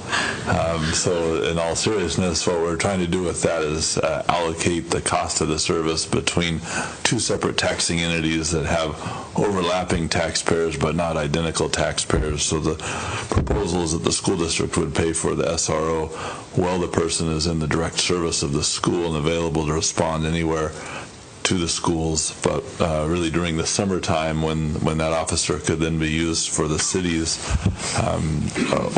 overtime backfilling for vacation coverage and training coverage, it would be a city expense. So we think we've come up with a fair formula for that. And then the only other comment is I did notice a letter to the editor that seemed to suggest that if voters vote yes on a levy lid, they've opened the levy to future increases forever. And so I think it's important to understand how a levy lid lift works. So in Washington State, we have a fixed capacity to levy property tax. that can grow by essentially 1% a year without a vote of the people. The levy lid lift that's on the ballot for November 5th would increase the levy amount by, about I have that here, $557,706.33. That added to our current levy amount becomes the new base, which then can only grow by 1% a year. And so I may have misread the letter, but it seemed to suggest that if you vote yes, Sally bar the door, the taxes could go anywhere over time. That's just not the case. It's a one-step jump, and then it stays there and can only grow at 1% in the out years. And finally, I guess I just offer to the council, if there are any, I guess I'd call them technical questions, I'd be glad to answer those tonight as they arise. We also have Lieutenant McElwraith here. He's been the nuts and bolts of figuring out this as well. He's figured out a lot of the details, and you can certainly ask him questions as well. That's why he's sitting here. So. My only question is that, so the SRO would float to all the schools, kind of do that? So the concept is that the SRO would primarily work at Sedro-Woolley High School and at Cascade Middle School, but would be available to do some educational work, relationship building, not really primary law enforcement response, because that would continue to be really the sheriff's jurisdiction outside the city. But if Lyman Elementary School is having an event and they want the school district SRO to come talk about something at that event, then that SRO would be available for that. And some of the reasoning for that, real quick, is the high school is the worst situated for security. The middle school is actually the best set up for security. And then you kind of go down, and a lot of the grade schools are really, they're one building with one in and out. The high school's 3 buildings with multiple ins and outs and high schoolers in it. So that's kind of our thought process is our highest need is for an SRO there. Of course, we could use an SRO at the middle school as well and split that need, but right now our main need is that high school connection. So the officer would basically keep school hours and then in the summertime be available in the community? Correct. Yeah, so they would essentially work. So this would be a special detail. The selection of the SRO would be critical and would be something that SRO remains within the chain of command of the police department, but would be tasked to the school district, and they would have significant input as to the selection of that person. And it would be a rotational detail that would likely last 3 to 5 years. So there'd be long enough time for the SRO to really establish the relationships. And expectation is they'd be at athletic events. They would work a different schedule than regular officers work because they'd be at the school. There might be some split shifts where they then come in, work an athletic event, or possibly start late and stay late to do that. So during the school year, they would definitely work a different schedule. Cool. All right. Any more questions from the council? All right. So I am going to ask if there is anybody out there who would like to represent the no on Proposition 1. Okay, Mr. O'Neill? Yes, please.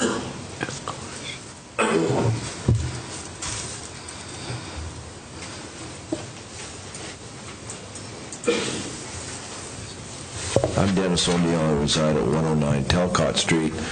And I'm one of these people out there that couldn't really understand all that. That was a pretty good presentation by Lynn Tucker and Aaron. I appreciate it.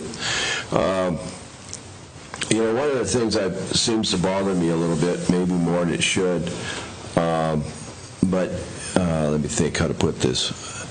On that, I know this is an old issue with me, but on that tax on domestic water sales, can someone tell me how much is in that account now? Roughly? Could you, Mr. Merriman? I'd say roughly there's about $370,000 that's an accumulation probably over the last 3.5 to 4 years to get to that amount. I don't, okay. I know at one point it said 493. Was there something taken out of that account? Was there? There's a $100,000 payment that was going out. That's a prepayment of two $50,000 payments on the USDA loan on this building, and those were council authorized in the last budget. So that's just going out recently, so it's been pulling that balance down some. Okay. A little bit confusing when you look at a number and, you think it's there and there's not any drawdowns. Yeah. Well, what do you think is, so that account, what's it get down to normally versus, you got additional amounts going in and things going out on that. What's the net effect normally a year? Would you say a typical year? It does go up and down a little bit. The income coming in probably runs around $140,000. We have a $50,000 payment that goes out on our loan, and there can be anywhere from $30,000 to $70,000 to $80,000 in other items that the city council has decided to appropriate money for. So you could have 140 coming in, maybe 110 going back out. So you might have a net in there of 30,000 or so, which is what makes that account grow some. Okay. Well, I'm not totally negative on it. It sounds like I am, but I'm not. I'm just getting more information because I don't know. So thank you. All right. Thank you, Mr. O'Neill. So now we will hear, I'll open up, it'll be a public comment, I think what we'll do is we'll alternate the pros and the cons. So if somebody wants to come up and speak for Proposition 1, make a comment regarding it, you can do that now. It'd be along, yes, come on up. Sergeant Eaton.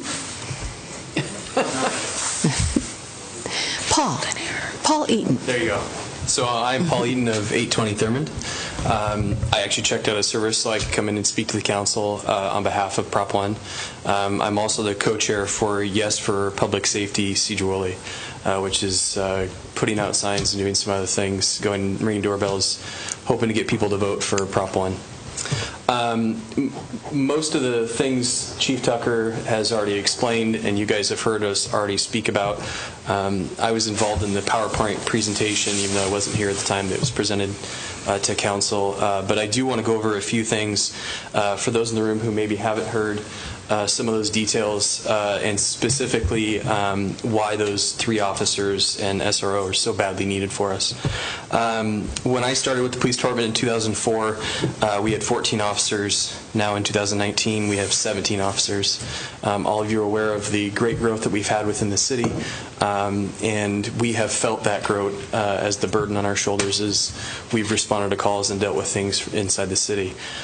When I first started, throughout my career, I have always designated how we respond to calls as proactive community-based policing, meaning we really like to target people who are victimizing our citizens, but at the same time, we really love our citizens and we try to get every opportunity that we can to interact with them. A lot of you cover our Facebook page, which Chief Tucker has made it clear that I'm the man behind the curtain. But we worked really hard with Lieutenant McWraith to get out to the schools last year. The only reason we were able to do things like that is because I adjusted. Lieutenant McWraith stayed late. We had other people come in off duty to do it. And that is really the basis behind the majority of the community policing that you guys see that has made our police department so successful. I can't tell you the amount of hours, and I'd probably be embarrassed to, about how much work it takes to do our Facebook page. But it matters because it matters to us as police officers, and I really enjoy, especially as a supervisor, being able to show what our officers do on a day-to-day basis. But we're at the point where that's just not feasible. At some point, I have to go home and actually see my family. The city pays me overtime to come in and work these extra things. I don't care about the overtime. And that's where our officers have reached. We're burnt out, we're tired, and we need help. And that's the reason we brought this forth going forward. Like Chief Tucker had said, we looked internally a lot to try to figure out a way that we could make this still work. We adjusted shifts, we adjusted people, we adjusted responsibilities, and everywhere we'd move it, the responsibility, the amount of work was the same. It's just different people were trying to do it while they're trying to do their other things. Very seldom do I get to work as a patrol sergeant because I'm responding to calls. I'm lucky tonight. It's one of those nights where we actually have 3 patrol officers on. But normally, I couldn't even have come in here for this and checked out of service to be able to do this. I still have my radio in my ear because if there's an emergency, I have to leave. And so that's the different role that we take here in law enforcement. Like Chief Tucker said, one of the other things that we've had is being understaffed for this period of time and for so long. It's brought us to the circumstance we're in right now where we have some people who are reaching retirement age, and instead of being able to hire like we would for some other positions in the city and immediately plug that person in, that person is not any good to us for 2 years from the point that we hire them or we start looking for them, I guess I should say. And so 2 years from now, we'll replace, for example, Officer Pierce, who is retiring at the end of the year. 2 years. So that's a hole that an understaffed department has to wait for 2 years before we finally have that person. We're so excited to have the one conditional offer thus far, but we still have another one to go. And again, that's without trying to reach to our other 3 people. So burden's getting worse, and we know it, but we're willing to carry it on to try to get to the end goal, which is providing the service that I as a citizen expect and that I as a police officer expect to be able to give. One of the things to take a little bit further from our presentation is some of the information and things that we had found. In 2019, 97% of the patrol shifts were only covered by true patrol officers.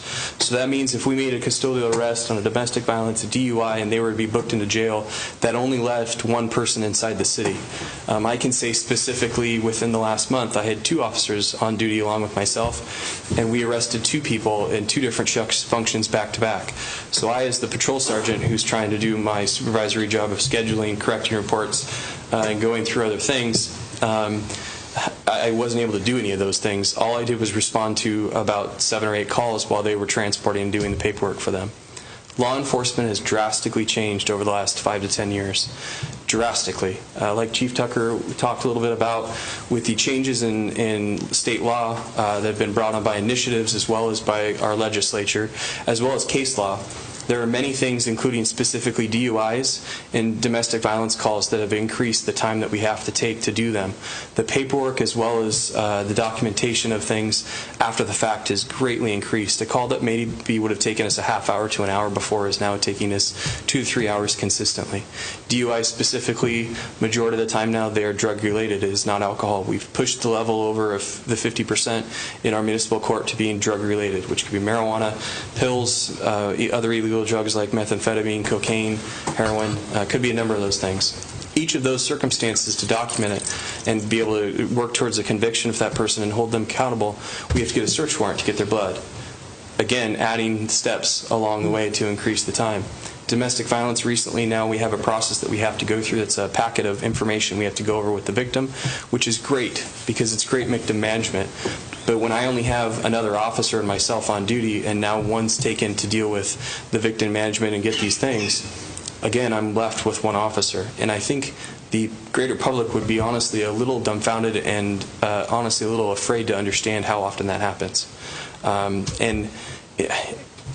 As a police officer, as especially someone who is responsible for our patrol officers, it greatly worries me too for the officer safety part of that. One of the things that Chief Tucker has allowed us to do in my time here at Sedro-Woolley Police Department is we moved from having officers that were on duty by themselves at times, and instead now we have 2 people minimum staffing for us. That is a great thing in theory, but unfortunately we haven't increased the staffing along with that to actually make that function work. So then the scheduling portion of that to try to make that work only is available, luckily, through the officers that we have of adjusting shifts, working extra shifts on their days off, and working overtime to try to cover the holes. I'm really lucky with the crew that we have here, and Chief Tucker and I know Lieutenant McElreath would agree with that they're willing to put that work in. Law enforcement right now is an extremely valuable commodity in our state, partially across the country. It is extremely valuable there's a lot of places that pay a lot more money than we do. There's a lot of places who have a lot better schedule than we do, and yet our officers are still willing to stay here and deal with what they have to deal with here because they enjoy this community so much. And I greatly can say, or I'm very happy to be able to say, in doing the doorbelling, going around to the homes and stuff, people have really supported us. I've been dumbfounded at how many people have invited us into their home. No one's thrown anything at us thus yet. I know Councilman Corrigan and I have talked about dogs chasing her and stuff in the past, and she's been to our building. We have not had that. We've been very lucky and very happy with the support that we've received. And so I greatly encourage the council to support this as they have, and as well as the people in the audience.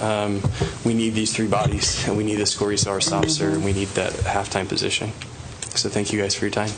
All right. Thank you. Is there anyone within the audience that would like to speak to oppose Proposition 1?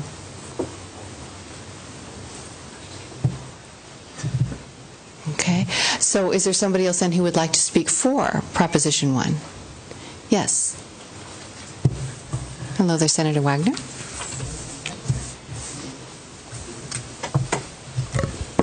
Good evening. Keith Wagoner, 410 Talcott Street. I don't think I can do a better job than Chief Tucker already did in explaining the importance of the positions, but so I'm going to limit mine to 2 points. One is the school resource officer. That's a body we've been trying to get for about 5 years, and it's high time we got one. It's an investment in our kids' future, and it's an investment in our community. By properly interacting with kids at that age who might get off on the wrong path and having a chance to correct that before they do, or learning about potential crimes that might happen that get them on a lifetime of crime, we're saving lives and we're saving money in the long run. The correctional facility is in my district in Monroe. I see young men down there who've been in prison since they were 18. Some of them are never going to get out. So with the right investment in our young people, we can prevent that in the future. The second thing I'd like to talk about is the halftime position in records. Our three ladies barely can take a lunch. They are so busy, and I have to say the state legislature has done them no favors in terms of increased paperwork and accounting and record keeping and public disclosure law.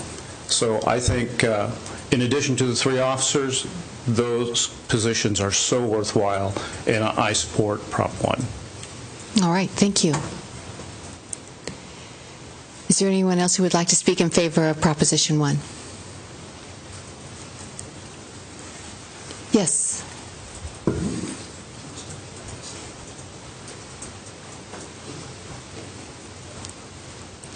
My name is Austin McCombs, 716 Dunlop Street. Madam Mayor, City Council members, I appreciate your time here this evening. I rise to speak in favor of asking your support for Proposition 1. I speak as a citizen of Sedro-Woolley, but also as an employee of the City of Sedro-Woolley, though not necessarily in that capacity at this moment. And I believe most importantly, I speak as my capacity as the elected guild president for the Sedro-Woolley Public Safety Guild. It has been my experience that our employees are extremely hardworking. I have not found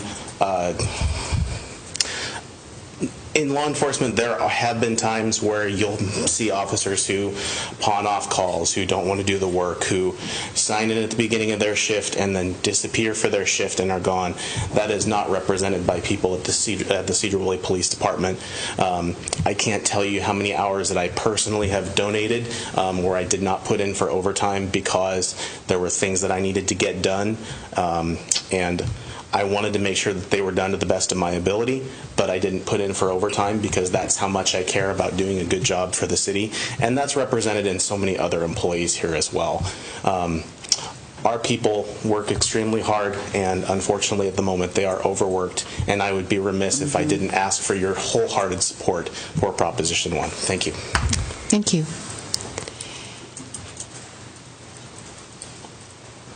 So just for the sake of fairness, I'm going to ask again if there's anybody who wants to speak opposing Proposition 1. And then one last call for anybody who would be interested in speaking for Proposition 1. Okay. Then I will close this public comment, and I am going to turn to the council. Now I'm going to give each of you an opportunity to either speak for or against Proposition 1. And for the sake of convenience, I'll start with you, Councilman Couch. Thank you, Madam Mayor. I'll keep it brief. Obviously, law enforcement is a profession that's near and dear to my heart, but also the citizens of this city of Sedro-Woolley and their safety.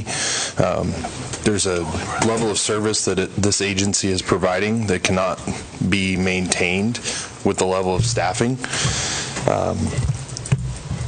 We absolutely need to increase our staffing to keep our community safe, but we also, as a city council, we owe it to our officers to take care of them. If I could pick one word out of what was said that we need to take note of, it's burnout. I don't think a lot of citizens know that suicides in law enforcement have surpassed line of duty deaths. When you start hearing words like burnout and we're overworked and things like that, that's when it's time to make a change. And I'm not trying to scare anyone by using a scare tactic. It's just the fact of the matter. This department is understaffed, and they're responding to just as many calls, if not more, than most of the neighboring agencies. I think that we as a city council during the budgeting cycle looked at this, and we've identified the only way that we can work towards properly funding our police department. And I think it's our duty as the elected officials to do this, to ensure that we are keeping our community safe and that we continue to provide the level of service to our community that we have been providing. That's all I have. Thank you. Councilwoman Cornegay? I just talked to my former foster child today, a troubled youth, and she always asked about Chief Tucker and think Chief Tucker was her best friend when she would come to the council meetings. And she has quite a rapport with many of our officers, and when she comes to visit, she wants to write them notes, and I don't know if you found the last one. But she... doing fine, by the way. But that's the kind of relationship that children should have with officers, and it really helps to, like Senator Wagner said, it really helps to establish that relationship when they're younger so that they can learn to stay out of trouble and not have that fear. When she moved into my home, she was afraid of officers. She was afraid because she had past relationships with officers that did not bide well, but that was outside of this community. And since she's moved here, she has changed her whole outlook on how she looks at officers. And I think it's because of our police department. Another thing I wanted to say is, speaking of suicide, my brother-in-law committed suicide a few months ago now, and he was a police officer in Bozeman, Montana. And I'm going to be walking for him on the 20th of this month in Seattle for suicide prevention. It's Suicide Prevention or Awareness Month, and that's the day that we're doing it here. It is a real thing, and burnout is huge. And it just kills me, the stories that I hear, and then, leaving their families behind, and it's no fault of their own. And so if we can get them some assistance right now, and I know that our police department is working on preventative measures, which I really appreciate. And so these are things we don't hear about that I wish we would consider when we vote for this. Thank you. Thank you. Councilwoman Kinzer. Seems like the Sedro-Woolley Police Department has made tremendous strides over the last few years in getting things like drug dealers and crime really, really reined in. since I've been on the council, I know a few officer positions have been opened up and increased the force, but now officers are retiring or looking at retiring. We're going to lose positions again, and like these officers said, it's 2 years to get somebody really trained up to be an adult police officer, and we don't want to go backwards in the great strides that they've already made in making our city safer and driving the crime out of town. We want to keep it at the level it's at, which we could potentially lose if we don't fund these officers. We want to get it to keep it at the level it's at, or improve on it, which I'm sure they will do with the wonderful job that they do. So it's absolutely necessary to fund an increase in officers, not only in support of our officers to let them enjoy their lives with their families, but also they take care of us. They take care of the city for us, and we really need to take care of them.